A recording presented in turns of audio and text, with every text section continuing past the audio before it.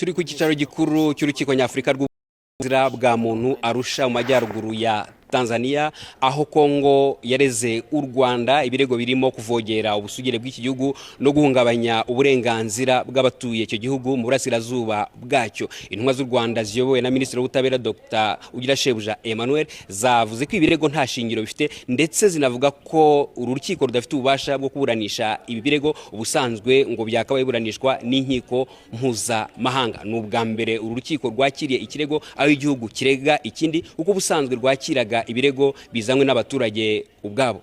Intumwa z'u Rwanda ziravuga yuko ibi birego bya Kongo bigamije kuyobya uburari no gukwepa inzira za politiki na demokarasi zonyine zishobora gukemura ikibazo cy'umutekano muke mu burasirazuba bwa Kongo.